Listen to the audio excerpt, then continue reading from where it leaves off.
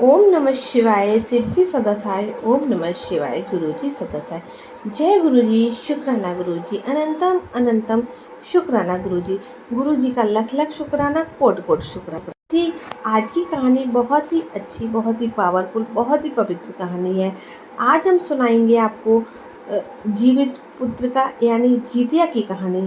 जीवित पुत्र का क्या व्रत माताएं अपनी संतान को लंबी आयु के लिए रखती हैं। इस व्रत के बारे में मानता है कि इस व्रत को रखने से संतान के ऊपर से सारे संकट टल जाते हैं। ये महापर्व अश्विनी मास के कृष्ण पक्ष की सप्तमी से शुरू होता है, जिसमें अष्टमी तिथि की माताएं व्रत रखती हैं और मौनी तिथि लगने का पारण करती हैं। इस व्रत के दौरान कथाएं सुनाई जाती हैं, जो आज मैं आप सभी को सुनाने जा रही हूँ। जीवित पुत्र का व्रत की कथा, जिसे सुनने मात्र से संतान की दीर्घायु की प्राप्ति होती है। इस कथा के अनुसार दो बहनें थीं, एक का नाम था सुखिया और दूसरी का नाम था दुखिया। दोनों के नाम की तरह ही इन दोनों का भाग्य भी था। सुखिया अमीर थी और दुखिया हमेशा सुखी रहा करती थी, और दुखिया नाम की मुताबिक गरीब थी और वो बहुत दुखी रहती थी। और दोनों बहनें एक ही गांव में रहती थीं। सुखिया के घर दुखिया नाम काम करती थी, साफ सफाई करती थी, खाना बनाती थी, और जो खाना बच जाता था सुखिया वो खाना दुखिया को दिया करती थी। इस तरह से दुखिया का घर चलता था। समय बीतता गया।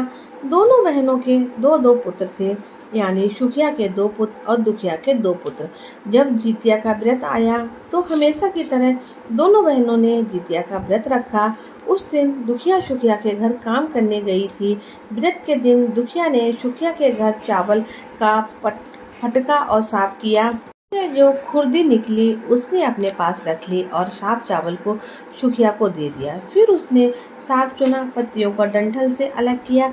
यहाँ पर भी बढ़िया वाला साग उसने सुखिया के लिए रख दिया और वो बची हुई डंठल भी उसे अपने लिए घर रख ली। अब दुखिया सुखिया के घर खाना बनाकर अपने घर चावल की खुर्दी और साग का डंठल लेकर आ गई। इसी चावल की खुर्दी और साग की डंठल से खाना बनाकर उसने अपने बच्चों को खिला दिया और खुद भी खाया। इसके बाद दुखिया सोने चली गई। आधी रात हो गई और एक बूढ़ी महिला आई तथा उसके घर का दरवाजा खटखटाने लगी। तो दुखिया ने पूछा, आप कौन हो? तब उस बूढ़ी अम्मा ने बोला, बेटा मैं हूँ। दुखिया ने उठकर दरवाजा खोला और कहा, अम्मा आपको क्या चाहिए? आप इतनी रात यहाँ किसके लिए आई हो? तब बूढ़ी औरत ने कहा, बेटी मुझे बहुत भूख लगी है, कुछ खाने को दे दो।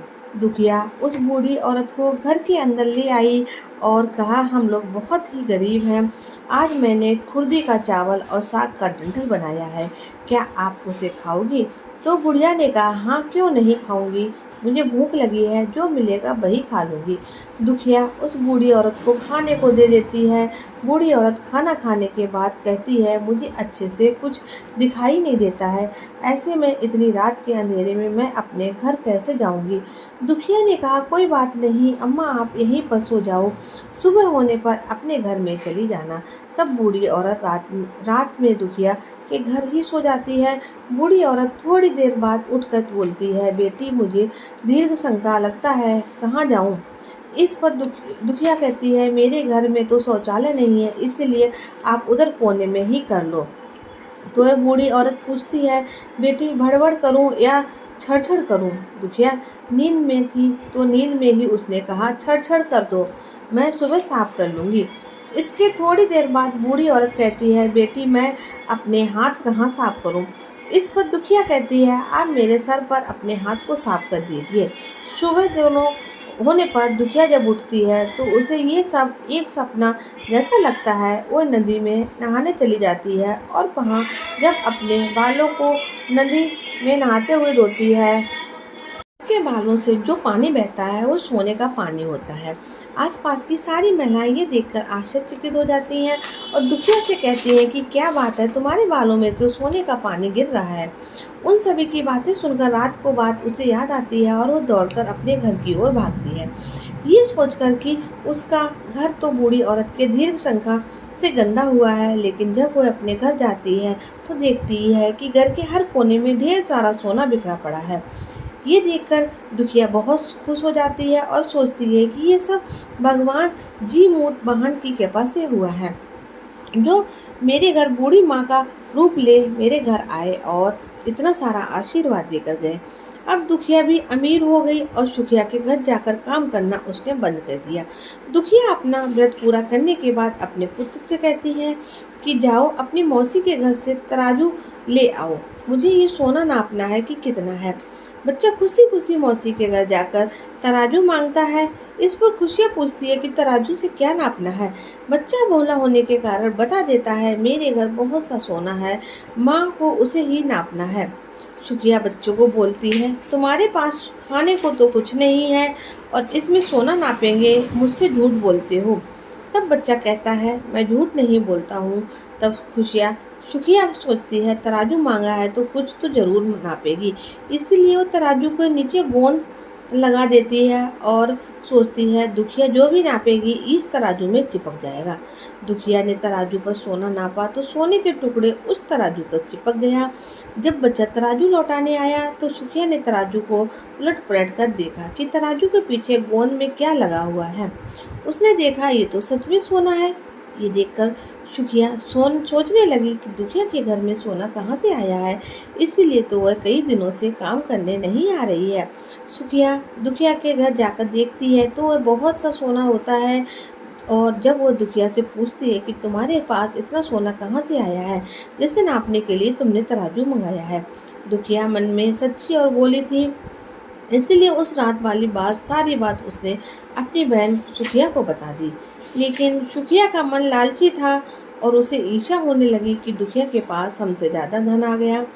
अब तो अगली जुतिया में मैं भी खुर्दी का चावल और साग का डंठल ही बनाऊंगी। फिर अगले साल जितिया का व्रत दोनों बहनों ने रखा। सुखिया के पास सब तरह का सुख था और धन भी था। उसके बावजूद वो जितिया के दिन चावल फटक कर साफ करके चावल फेंक कर खुर्दी अपने पास रख ली और साग तोड़कर फेंक कर डंठल भी अपने पास रख ली और वही बना लेती है। पूजा पाठ करने के पश्चात खा पीकर सुखिया सोने चली जाती है। आधी रात को उसके घर भी एक बूढ़ी औरत आती है। सुखिया उसी का तो इंतजार कर रही थी। उसने तुरंत दरवाजा खोल दिया और उस बूढ़ी औरत को अपने घर के अंदर ले लिया। बूढ़ी औरत ने कहा, मुझे बहुत भूख लगी है, खाने को कुछ दे दो। इस पर सुखिया कहती है, मैंने तो खुर्दी का चावल और डंठल का साग बनाया है, क्या आप इसे खा लोगे? तो बूढ़ी औरत कहती है, कोई बात नहीं, मैं खा लूँगी। सुखिया ने वही खाना परोस कर बूढ़ी औरत को दे दिया और सोने चली गई। थोड़ी देर बाद बूढ़ी औरत ने उससे कहा, मुझे रात में दिखाई नहीं देता है, मैं घर कैसे जाऊँ? तो उसने कहा, आप यहीं सो जाओ। बूढ़ी औरत थोड़ी देर बाद कहती है, मुझे पौखाना लगा है, कहाँ करूँ? सुखिया ने कहा, कहीं कोने में कर लो। इसके बाद बूढ़ी औरत फिर बोलती है कि बड़बड़ करूं या छड़छड़ करूं। यहाँ सुखिया को याद नहीं आता दुखिया ने क्या बताया था, तो वो बोलती है, माँ छड़छड़ कर दो। बुढ़िया ने कहा, मैं अपना हाथ कहाँ साफ करूं? इस पर सुखिया कहती है, मेरे सर पर हाथ साफ कर लीजिएगा। जब सुबह उठती है तो पूरे घर में गंदगी फैली होती है, इसके अलावा उसके बाल में भी गंदगी लगी हुई होती है। ये देखकर सुखिया बहुत दुखी हो जाती है और उसे अपनी बहन पर बहुत गुस्सा आता है। सुखिया गुस्सा होकर अपनी बहन दुखिया को बुलाती है और कहती है, तुमने मुझे झूठ कहा है, मेरा पूरा घर गंदा करवा दिया है, तुमने क्या कहा था, भड़बड़ कर या छड़छड़? तो सुखिया ने कहा, मैंने तो छड़छड़ बोला था। ये सुनकर दुखिया बोली, हमने यहीं पर गलती कर दी है, तुम्हारे पास तो सब कुछ था, किसी भी चीज़ की कमी नहीं थी, फिर भी तुमने लालच किया। तुम्हारे घर स्वयं जीमूत वाहन भगवान भेष बदल कर आए, किंतु फिर भी तुमने उन्हें अच्छा खाना नहीं परोसा। मेरे पास तो कुछ नहीं था, इसलिए मैंने उन्हें खुर्दी का चावल और साग का डंठल दिया था, लेकिन अपने घर आए भगवान को तुमने अपमान किया है। तुम्हारे पास सब कुछ होने पर भी तुमने लालच किया, इसलिए तुम्हारे पास साथ बुरा हुआ है। तो ये थी सुखिया और दुखिया की जीवित पुत्रिका की कथा। इस कथा को सुनने मात्र से ही सभी का उद्धार होता है, तो आप इस कथा को जरूर श्रवण कीजिएगा। इसी के साथ इस कथा को समाप्त करते हैं। जय गुरु जी, शुक्राना गुरु जी।